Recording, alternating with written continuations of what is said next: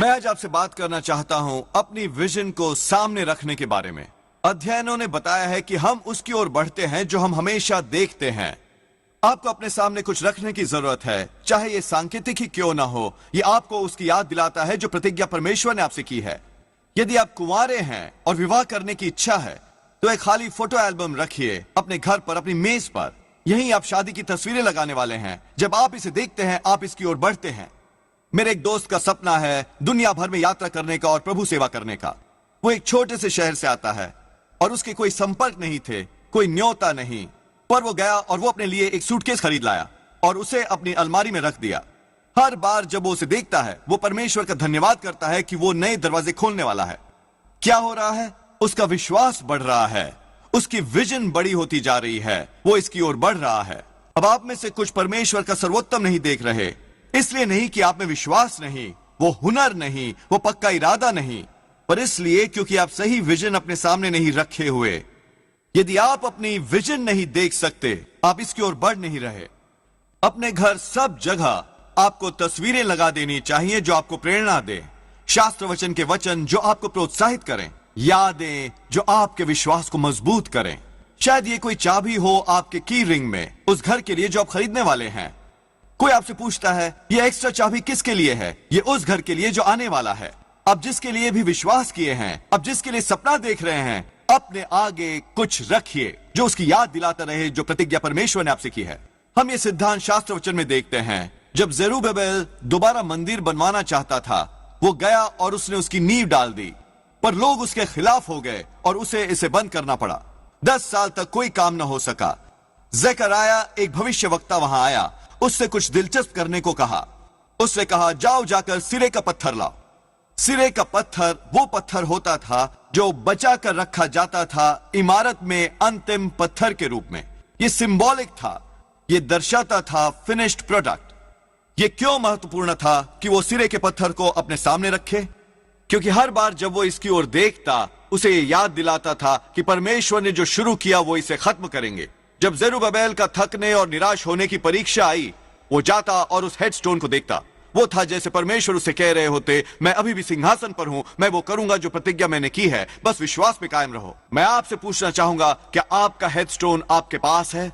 क्या आपके पास कुछ है जो आपके सपने का अंतिम चरण दर्शाता हो?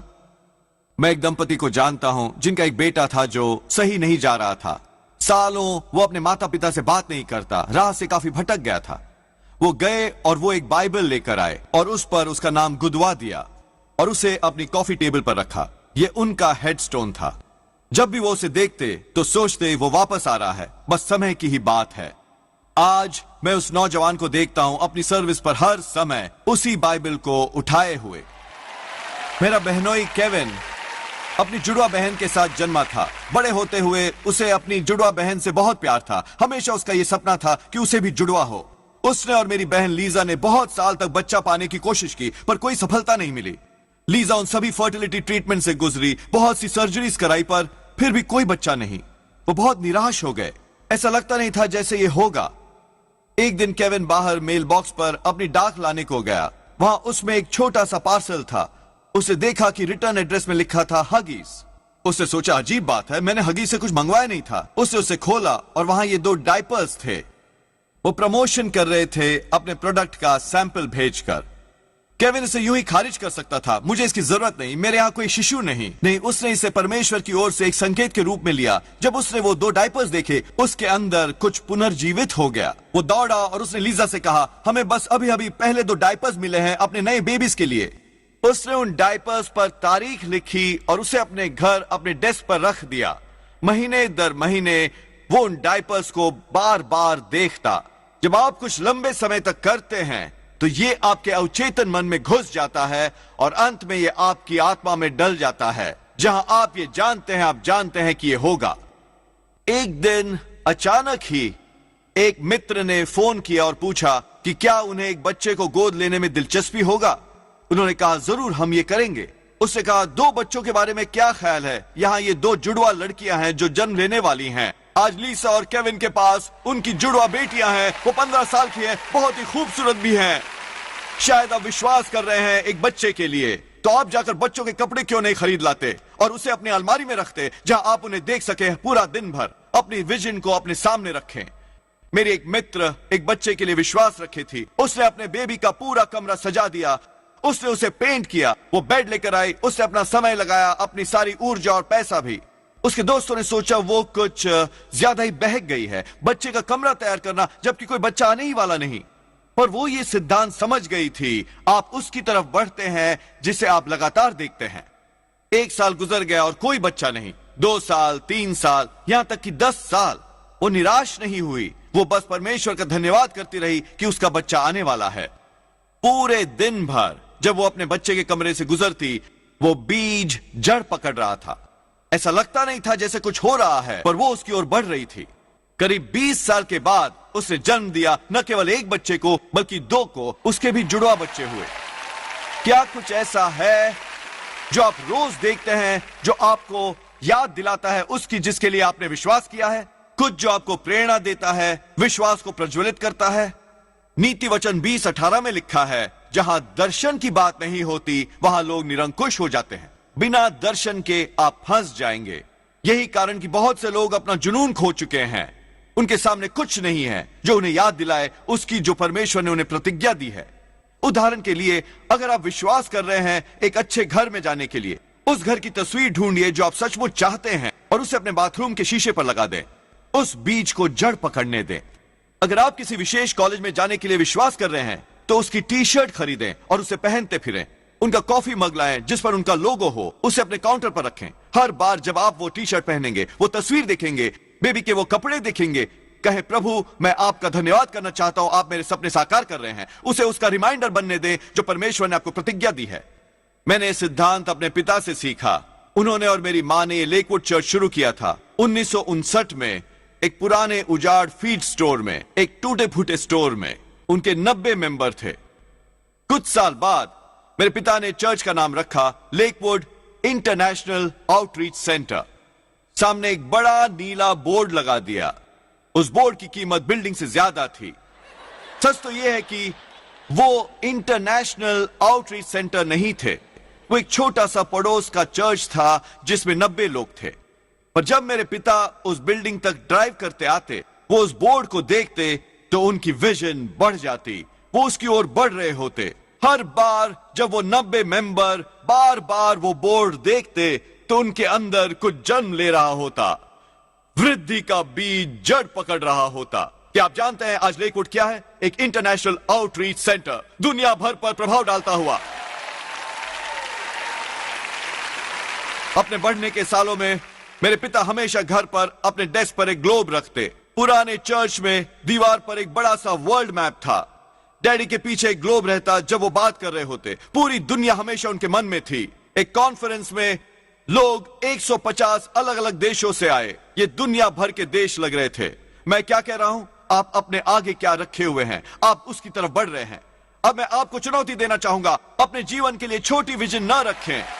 आप परमेश्वर को असुविधा में नहीं डाल रहे बड़ा विश्वास करके। असल में यह बिल्कुल इसके विपरीत है। जब आप कुछ महान करने का विश्वास रखते हैं, अपने परिवार के लिए नए मापदंड स्थापित करने का विश्वास रखते हैं, जब आप परमेश्वर से बंदिशें हटा देते हैं और कहते हैं प्रभु मुझे राह नजर नहीं आती पर मैं जानता हूं आपके पास राह है, तो मैं ये विश्वास रखूंगा कि मुझे जुड़वा होंगे। मैं विश्वास रखूंगा कि मेरा बिजनेस, मेरी चैरिटी संसार पर प्रभाव डालेगी। मैं विश्वास रखूंगा पूरी तरह स्वस्थ और संपूर्ण होने में। जब आप इस तरह बड़ा विश्वास रखते हैं, आप परमेश्वर को प्रसन्न करते हैं। मेरे पिता वो बोर्ड लगा सकते थे, लेकवुड कम्युनिटी चर्च। उसमें कोई खराबी नहीं, पर परमेश्वर ने कुछ बड़ा उनके हृदय में डाला था। वो परिस्थितियों को देखकर सोच सकते थे, हम बस 90 लोग हैं, हमारी ये पुरानी जर्जर इमारत है, हमारी कोई इन्फ्लुएंस नहीं, पैसा नहीं, कोई कनेक्शंस नहीं, हम कभी कुछ बड़ा नहीं कर पाएंगे। अगर उन्होंने वो सोचा होता तो हम आज यहां नहीं होते। सुनिए, इससे कोई फर्क नहीं पड़ता स्वाभाविक तौर पर ये कैसा दिखता है। हम एक अलौकिक परमेश्वर की सेवा करते हैं। वो हमारे साधनों से सीमित नहीं, हमारी शिक्षा से, हमारी बैकग्राउंड से, हमारी राष्ट्रीयता से। यदि आप एक बड़ी विजन अपने सामने रखेंगे, परमेश्वर न केवल वो करेंगे जिसका सपना आप देख रहे हैं, और वो उसे बड़ा कर देंगे। वो उससे ज्यादा करेंगे जो आप मांगते हैं या कहते हैं। मेरे पिता के प्रभु के पास चले जाने के बाद मैं आगे आया चर्च की पासबानी करने को। मुझ में एक किताब लिखने की इच्छा थी। मेरे पिता ने बहुत सी किताबें लिखी थी, वो सब स्पेनिश में ट्रांसलेट हुई थी। मेरे पास मेरे पिता की सबसे लोकप्रिय किताब की कॉपी थी, इंग्लिश में और स्पेनिश में, हमारे घर के बुक शेल्फ पर। मैंने उसे अपने सामने रखा, ये जानते हुए कि किसी दिन सही समय पर मैं एक किताब लिखूंगा। मेरा सपना था कि वो किताब भी स्पेनिश में ट्रांसलेट की जाएगी। ये सचमुच अपने विश्वास को कुछ ज्यादा ही खींचना था, क्योंकि मैंने सोचा नहीं था कि मैं यहां ऊपर आऊंगा और प्रभु सेवा करूंगा, और खासकर कभी यह नहीं सोचा था कि मैं एक किताब लिखूंगा जो किसी और भाषा में ट्रांसलेट की जाएगी। 1 साल गुजर गया और मेरी कोई किताब छपी नहीं थी। 2 साल, 3 साल, 4 साल। बहुत आसान होता अपना जुनून खो देना और यह सोचना कि ऐसा कभी नहीं होने वाला। पर मैंने अपने पिता की किताब स्ट्रेटेजिकली एक बुक शेल्फ पर रखी थी, बिल्कुल अपनी अलमारी के बाहर। घर में दूसरी जगहों पर जाने के लिए मुझे इसके पास से गुजरना पड़ता। मैंने वो किताब देखी थी, इसमें कोई शक नहीं कि हजारों बार, शायद चेतन मन से नहीं पर अवचेतन मन से मैं उसकी ओर बढ़ रहा था। 2004 मैंने अपनी पहली किताब लिखी, उसे नाम दिया योर बेस्ट लाइफ नाउ। जब प्रकाशक ने पांडुलिपि पढ़ी, उसने वापस फोन किया और कहा, हमने फैसला किया है कि हम इसे स्पेनिश में भी पब्लिश करें। इंग्लिश में पब्लिश करने के साथ ही आमतौर पर वो कुछ देर इंतजार करते हैं, ये देखने की कोई उस किताब को पसंद करता है। पर हमारे परमेश्वर ऐसे ही हैं। आपके जीवन के लिए उनका सपना आपके सपने से कहीं ज्यादा बड़ा है। यदि आप विश्वास में कायम रहें, परमेश्वर उसे आकार में कहीं ज्यादा बढ़ाने वाले हैं। मेरी विजन थी कि मेरी किताब कम से कम स्पेनिश में तो ट्रांसलेट हो। पर क्या आप जानते हैं, ये न केवल स्पेनिश में बल्कि जर्मन, फ्रेंच, रशियन, स्वाहिली और तकरीबन 50 दूसरी भाषाओं में ट्रांसलेट हो चुकी है। दोस्तों, यदि आप अपनी विजन को सामने रखेंगे, एक बड़ी विजन को, और बातों से खुद को वर्गलाएंगे नहीं, पर बस परमेश्वर का आदर करते रहें, अपना सर्वोत्तम देते रहें, फिर परमेश्वर उसका आकार कई गुना बढ़ा देंगे जो आपने सोचा था। वो ये करेंगे अत्यधिक बहुतायत में, बुद्धि और सोच से परे। कुछ साल पहले मैंने अखबार में एक लेख पढ़ा था, एक व्यक्ति के बारे में जिसने $100 मिलियन का गिफ्ट दिया एक यूनिवर्सिटी को। मैंने वो आर्टिकल काटा और उसे अपने डेस्क पर लगा दिया। हर बार जब मैं इसे देखता हूं, मैं कहता हूं, प्रभु आपने ये किया एक यूनिवर्सिटी के लिए, आप ये एक मिनिस्ट्री के लिए भी कर सकते हैं। एक्स्ट्रा 100 मिलियन से बहुत से लोगों की मदद होगी। यदि आप अपने सपने साकार कर सकते हैं अपने बल पर, अपने टैलेंट पर, अपने खुद के साधनों से, फिर आपके सपने बहुत छोटे हैं। आपको अपनी विजन एनलार्ज करनी होगी।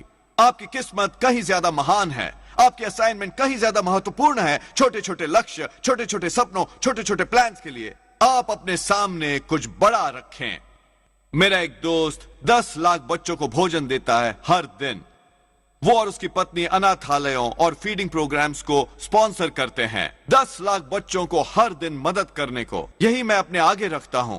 प्रभु आपने उनके लिए किया, आप हमारे लिए कर सकते हैं। प्रभु हमारे परिवार को लाखों बच्चों पर प्रभाव डालने दें। घर पर हमारे किचन में हमने तस्वीर लगा रखी है कुछ बच्चों की जिन्हें हम सपोर्ट करते हैं अपनी वर्ल्ड विजन के साथ भागीदारी में। हर बार जब हम किचन में होते हैं, नाश्ता करते या डिनर खाते हुए, हम उन तस्वीरों को देखते हैं। प्रभु धन्यवाद, आपने हमारी मदद की, फर्क लाने में हम इसकी ओर बढ़ रहे हैं। खैर जोएल, मैं कल्पना भी नहीं कर सकता कभी ऐसा करने की। 10 लाख बच्चे, मैं कल्पना भी नहीं कर सकता इतनी आशीष पाने की। फिक्र न करें, आप नहीं पाएंगे। अगर आप में इसके लिए विजन नहीं है, ये कभी साकार नहीं होने वाला। अब मैं आपको उत्साहित करना चाहूंगा, कुछ जो पहुंच से परे है, जो असंभव लगती हो, पर कभी न कहें कि मैं वो कल्पना भी नहीं कर सकता। आप किसी को देखते हैं जो सचमुच फिट है, सचमुच एनर्जेटिक है, आप कुछ वजन घटाने की कोशिश कर रहे हैं, मैं कल्पना भी नहीं कर सकता उसकी तरह दिखने की। एक अच्छे पड़ोस से गाड़ी चलाकर जाएं, एक खूबसूरत घर है, मैं कल्पना भी नहीं कर सकता इस तरह के घर में रहने की। मैं कल्पना भी नहीं कर सकता अपने खुद के घर का मालिक होने की, एक किताब प्रकाशित करने की। सुनिए, आप अपनी कल्पना से सीमित हुए जा रहे हैं। आपको उसे बदलना होगा जो आप देख रहे हैं। शत्रु को अपने मन में तस्वीर पेंट न करने दें। अपनी कल्पना का इस्तेमाल करें खुद को ऊपर उठाने में, अपने सपने साकार करने में, बाधाएं पार करने में, धन्य, समृद्ध, स्वस्थ, मजबूत, मुक्त, क्षमा प्राप्त, सक्षम होने में। मैं घमंड से नहीं कह रहा, पर मैं कल्पना कर सकता हूं मेरी किताब हर भाषा में अनुवादित हो। मैं कल्पना कर सकता हूं कोई हमें पकड़ा रहा है, वो $100 मिलियन का चेक, बहुत अच्छा लगता है। एक और के बारे में ख्याल है, मैं कल्पना कर सकता हूं हम हर दिन मिलियन बच्चों पर प्रभाव डाल रहे हैं। केवल यही नहीं, मैं कल्पना कर सकता हूं कि आपने अपनी तकदीर हासिल की। मैं कल्पना कर सकता हूं कि आप पूरी तरह कर्ज मुक्त हुए। मैं कल्पना कर सकता हूं आप हैं स्वस्थ, संपूर्ण, आजाद। मैं कल्पना कर सकता हूं कि आप अपनी कंपनी की अगुवाई कर रहे हैं, कि आप अपने सपनों के घर में रह रहे हैं। मैं कल्पना कर सकता हूं कि आप पूरे संसार को आशीष दे रहे हैं। आप एक हिस्ट्री मेकर बन रहे हैं, अपने परिवार के लिए मापदंड तय कर रहे हैं। अब मैं आपसे कह रहा हूं कि आप न केवल इसे अपनी कल्पना में रखें, पर अपने आगे कुछ रखें जो आपको उसकी याद दिलाए जो प्रतिज्ञा परमेश्वर ने आपको दी है। मैं एक व्यक्ति को जानता हूं, वो ऑयल इंडस्ट्री में काम करता है। वो एक वफादार सदस्य है, हमेशा देता है, सेवा करता है, दूसरों की मदद करता है। उसने अपनी कंपनी शुरू की बस केवल वो और एक असिस्टेंट के साथ। ये बढ़ती और बढ़ती जा रही है। वो ऑयल के लिए ड्रिल करने में स्पेशलाइज करते हैं। वो उन्हें क्रू उपलब्ध कराता है और इक्विपमेंट। वो अपना सारा समय बिता रहा था अलग अलग लोकेशन पर जाने और क्रू और लोकेशन की जांच करने में। एक दिन उसने अपने एक कंपेटिटर को देखा जो अपनी खुद की कंपनी के प्लेन में फ्लाई कर रहा था। वो भी वही कर रहे थे जो वो करता था, पर पलक झपकते ही परमेश्वर ने एक सपना उसके हृदय में डाला कि एक दिन वो अपनी खुद की कंपनी का प्लेन रखेगा। आपको यह समझना होगा कि उसके लिए यह एक असंभव सी बात थी। वो ऐसे परिवार में पला बढ़ा था जो एक वेतन से दूसरे वेतन तक जीते थे, बस गुजारा करते हुए। वो पहले ही उस सांचे से बाहर आ चुका था। पर जब उसने अपने परिवार को यह बताया, अपने रिश्तेदारों को, कि वो विश्वास रखे है कि उसका खुद का कंपनी प्लेन होगा, उन्होंने सोचा उसका दिमाग खराब हो गया है। वो इसकी कल्पना भी न कर सके, पर वो कर सकता था। कई बार आपका परिवार आपका सबसे बड़ा चीयरलीडर नहीं होगा। वो शायद आपको प्रोत्साहित न करें। आपको वो सुनना होगा जो परमेश्वर आपको बता रहे हैं, न कि वो जो लोग आपको बताते हैं। लोग शायद आपको बातों से फुसला लें, उससे हटा लें जो परमेश्वर ने आपके हृदय में डाला है। वो बाहर गया और प्लेन का एक छोटा सा मॉडल ले आया जो वो खरीदने वाला था, बस एक $20 का रेप्लिका, और उसे अपने डेस्क पर रख दिया। लोग कहते, ये प्लेन तुम्हारे डेस्क पर क्या कर रहा है? वो कहता, ये वो प्लेन है जो मैं उड़ाने वाला हूं, अपनी बिजनेस को चेक करते हुए। साल दर साल उसने उस विजन को अपने सामने रखा। एक दिन वो कंपेटिटर जिसे उसने उड़ते हुए देखा था, एक बुजुर्ग सज्जन, बिना किसी प्रयोजन के उसके ऑफिस में आ गया। उसने कहा, मैं रिटायर होने वाला हूं और मैं तुम्हें अपना एयरप्लेन बेचना चाहूंगा। खैर, उसके पास यह खूबसूरत सा प्लेन था जो 12 लोगों को बिठा सकता था। यह आदमी उम्मीद और विश्वास रखे था इस छोटे से 2 सीटर प्लेन की, एक इस्तेमाल किया हुआ प्लेन। वो हंसा और कहा, खैर मैं इस अवसर के लिए आभारी हूं, पर मेरे पास उतना पैसा नहीं है, मैं इसे अफोर्ड नहीं कर सकता। उस आदमी ने कहा, बेशक तुम कर सकते हो, तुम्हें कुछ देने की जरूरत नहीं। यदि तुम मंथली पेमेंट्स दे सको तो तुम ये प्लेन ले सकते हो। उसे एक खूबसूरत बड़ा प्लेन मिल गया, बस उसकी कीमत के छोटे से भाग में। आज वो दुनिया भर में फ्लाई करता है। उसे कहा, जोएल, परमेश्वर ने मुझे आशीष दी है मेरे असंभव सपने से परे। मैं यहां ये कह रहा हूं, जब आप अपनी विजन अपने सामने रखते हैं तो ये आपके विश्वास को मुक्त करता है। इसलिए शास्त्र वचन इतनी कड़ी भाषा का प्रयोग करता है। जहां कोई दर्शन नहीं होती वहां लोग निरंकुश हो जाते हैं। बिना विजन के आपके सपने मर जाएंगे। यदि आप ये नहीं देख सकते कि परमेश्वर ने आपको क्या प्रतिज्ञा दी है, आप उनसे वंचित रह जाएंगे जो परमेश्वर आपको देना चाहते हैं। अब मैं इसे और प्रैक्टिकल बनाना चाहूंगा। आपको शायद एक एयरप्लेन की जरूरत नहीं, शायद आपको 30 पाउंड घटाने की जरूरत हो। आप अपने बाथरूम के आईने पर अपनी एक तस्वीर क्यों नहीं लगा देते जहां आप 30 पाउंड कम हो, और हर दिन जब आप उसे देखेंगे तो उदास होकर यह न सोचे, काश मैं वैसा लगता। नहीं कहें, हे पिता, मेरे ख्याल से मेरा ये वजन घट रहा है, मैं सेहतमंद हूं, फिट हूं, शेप में हूं, एनर्जेटिक हूं, सक्षम और आकर्षक हूं। एक नई छवि को जड़ पकड़ने दें। जब मेरे पिता की ओपन हार्ट सर्जरी होने ही वाली थी, वो हॉस्पिटल रूम में थे, ठीक उससे पहले कि जब वो उन्हें अंदर ले जाने वाले थे। उन्होंने मुझसे कहा कि क्या मैं घर जाकर उनकी टेनिस शूज और उनका जॉगिंग सूट ला सकता हूं। मैंने सोचा कि यह बहुत अजीब बात है। उनकी एक मेजर हार्ट सर्जरी होने वाली थी और वो जल्दी अब दौड़ने वाले नहीं थे बाहर आकर। उन्हें इसमें हफ्तों लग जाते, अगर महीने नहीं, रिकवर करने के लिए। पर मेरे पिता ये सिद्धांत समझते थे। जब वो उस ऑपरेशन रूम से बाहर आते, वो टेनिस शूज देखना चाहते थे, उन्हें ये याद दिलाने के लिए कि ये अंत नहीं था, कि वो एक दिन वापस दौड़ने वाले हैं। उन्होंने उसे अपने सामने रखा उस पूरे समय जब वो रिकवर हो रहे थे। डैडी 12 साल और जिए, उसके बाद पूरी दुनिया में यात्रा करते हुए। आप शायद इस समय स्वस्थ न हो, पर आपको अपने सामने कुछ रखना होगा जो कहे, तुम स्वस्थ हो जाओगे। अपने घर में अपनी वो तस्वीर लगा दो उस समय की जब तुम स्वस्थ थे। शास्त्र वचन के वचन लगा दो जो आपका उत्साह बढ़ाए। किसी दूसरे प्रांत में रह रहे अपने परिवार को फोन करें, उन्हें बताएं कि आप आ रहे हैं। आप मरने की योजना कभी ना बनाएं। हमें आपकी जरूरत है, आपके परिवार को आपकी जरूरत है, इस संसार को आपकी जरूरत है। जीने की योजनाएं बनाएं, सही विजन यानी दर्शन को अपने सामने रखें। दूसरा कुरिन्थियों 4:18 में लिखा है, देखी हुई वस्तुएं थोड़े ही दिन की हैं। एक अनुवाद दर्शाता है वो परिवर्तित हो सकती हैं। कोई भी चीज जो उस विजन से अलग है जो परमेश्वर ने आपके हृदय में डाला है, आपको उसे अस्थाई के रूप में ही देखना होगा। यह परिवर्तनशील है। आप शायद इस समय एक बीमारी का सामना कर रहे हो। अच्छी खबर यह है कि यह परिवर्तनशील है। परमेश्वर कहते हैं, मैं तुम्हारा स्वास्थ्य तुम्हारे लिए बहाल कर रहा हूं, तुम्हारे जीवन के दिन मैं पूरे करूंगा। उस विजन को जड़ पकड़ने दें। शायद आप अपने रुपए पैसे में संघर्ष कर रहे हो, बस मुश्किल से गुजारा कर पा रहे हो, वो सब बदलने वाला है। परमेश्वर कहते हैं, तुम उधार दोगे और लोगे नहीं, तुम जो भी छुओगे वो समृद्ध और सफल होगा। शायद ऐसा लगे कि आपके सपने कभी आकार नहीं लेंगे, सभी हालात आपके विरुद्ध हैं। सच तो यह है कि हालात परिवर्तनशील हैं।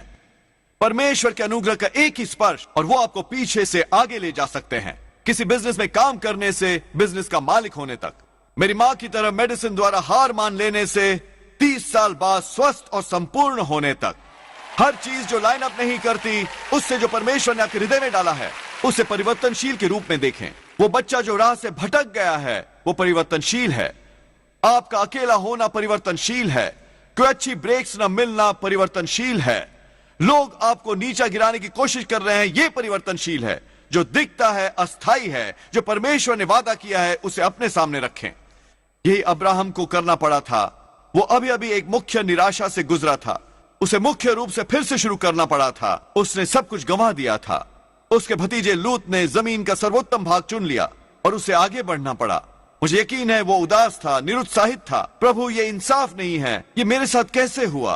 परमेश्वर ने कहा, अब्राहम वहां से आंखें उठाकर देख जहां तू खड़ा है, क्योंकि वो पूरी जमीन जो तू देख सकता है मैं तुझे दूंगा। गौर करें इस सिद्धांत पर, आप जो भी देख सकते हैं वो परमेश्वर आपको देंगे। कारण कि कुछ लोग क्यों अटके हुए हैं, यह है कि उनके सर नीचे है, अपनी समस्याओं पर केंद्रित। क्या जो कारगर नहीं हुआ, किससे चोट पहुंचाई? परमेश्वर कह रहे हैं, वहां से ऊपर देखो जहां तुम हो। उदास बैठे न रहो, हतोत्साहित। अपने जीवन के लिए एक दर्शन प्राप्त करो। अपने सामने कुछ नई तस्वीर लगाओ। वो सब जो आप देख सकते हैं, परमेश्वर कहते हैं वो आपको देंगे। मैंने एक कहानी पढ़ी। एक सज्जन, नाम था कॉनरेड हिल्टन। वो होटल हिल्टन का संस्थापक था। अतीत में 1930 में जब वो जवान आदमी था, वो मैगजीन के आर्टिकल्स देखा करता वॉल्ड्रॉफ के बारे में, जो शहर न्यूयॉर्क में एक बड़ा होटल था। उसका टाइटल था दुनिया भर में सबसे मशहूर होटल। इसमें दिखाई गई थी बड़ी बड़ी खूबसूरत तस्वीरें। इससे पहले उसने कभी ऐसा कुछ नहीं देखा था, इतना भव्य, इतना शानदार। जब वो आर्टिकल पढ़ रहा था, उन तस्वीरों की ओर देखते हुए परमेश्वर ने उसके हृदय में एक सपना डाला कि एक दिन वो उस होटल का मालिक होगा। स्वाभाविक तौर पर उस समय तो यह असंभव था। वो अपना किराया भी मुश्किल से दे पाता। वो एक बड़े अवसाद से निकल रहा था। उसके कोई कनेक्शंस नहीं थे। वो कह सकता था, प्रभु आपने गलत आदमी को चुना है, ये मेरे साथ कभी नहीं होगा। पर वो इतना तो निडर था कि उसने उस बीज को जड़ पकड़ने दी। उसने कैंची ली और उस खूबसूरत वॉल्ड्रॉफ की तस्वीर को काट लिया और अपने डेस्क के शीशे के नीचे रख लिया। 1 साल तक हर दिन उसने उस तस्वीर को देखा। 5 साल, 10 साल, लगता नहीं था कि यह कभी होगा भी, पर वो उस विजन की ओर बढ़ रहा था। जब वो न्यूयॉर्क शहर में होता तो वो उस प्रॉपर्टी के गिर्द चक्कर काटता, प्रार्थना करते, विश्वास रखते, सपने देखते। उसने किसी को नहीं बताया, बस बीज को जड़ पकड़ने दिया। 18 साल बाद वो वॉल्ड्रॉफ कॉर्पोरेशन के 25,000 शेयर खरीदने के काबिल हुआ। आखिरकार उसने संसार का सबसे मशहूर होटल खरीद लिया। आप में से कुछ आज सोचते हैं कि आपका सपना बहुत बड़ा है, कि बहुत सारी तकलीफें हैं, बहुत अरसा हो गया है। पर परमेश्वर कह रहे हैं, मैं अभी भी सिंहासन पर हूं, मैं अभी भी इसे साकार करने वाला हूं। बिल्कुल मिस्टर हिल्टन की तरह, यदि आप एक बड़ी विजन अपने सामने रखेंगे, परमेश्वर आपके जीवन में कुछ बड़ा करेंगे। वो अपना अनुग्रह प्रदान करेंगे, ऐसा जो आपने पहले कभी नहीं देखा। जो आपने सोचा था कि खत्म हो गया, परमेश्वर अभी भी उसे करने वाले हैं। जो असंभव लग रहा था, जैसे आपकी पहुंच से बाहर हो, परमेश्वर अचानक हर चीज को ऐसे क्रमबद्ध कर देंगे कि आपको ये प्रभाव देंगे, कनेक्शंस देंगे, अनुग्रह देंगे, बुद्धिमता देंगे। अब विश्वास करना बंद न करें। हर बार जब आप अपना विजन देखें, परमेश्वर का धन्यवाद करते रहें कि आ रहा है। यदि आप ये करेंगे तो परमेश्वर उसे सुपर साइज करेंगे जो आप सपना देख रहे हैं। ये उससे बड़ा होगा जो आपने कल्पना की है। वो आपको ऐसे स्थानों पर ले जाएंगे जहां आप अपने बल पर नहीं जा सकते थे। वो दरवाजे खोलते हुए जो कोई बंद नहीं कर सकता। वो करने वाले हैं जो मेडिसिन नहीं कर सकती। आपको तैयार होना होगा। हर सपना, हर प्रतिज्ञा, हर लक्ष्य जो परमेश्वर ने आपके हृदय में डाला है, मैं विश्वास और ऐलान करता हूं वो साकार होगा यीशु के नाम पर। यदि आप ये ग्रहण कर रहे हैं तो आज प्रभु की स्तुति में चिल्लाइए। हम अपना प्रसारण खत्म नहीं करना चाहते, आपको यह अवसर दिए बिना कि यीशु को अपने जीवन का प्रभु बनाएं। मेरे साथ प्रार्थना करेंगे। प्रभु यीशु, मैं अपने पापों का पश्चाताप करता हूं, मेरे हृदय में आइए। मैं आपको अपना प्रभु और उद्धारकर्ता बनाता हूं। यह साधारण सी प्रार्थना करके आप नए सिरे से जन्म ले चुके एक बाइबल आधारित चर्च में आइए। परमेश्वर को पहला स्थान दीजिए, वो आपको कमाल की जगहों पर पहुंचाएंगे।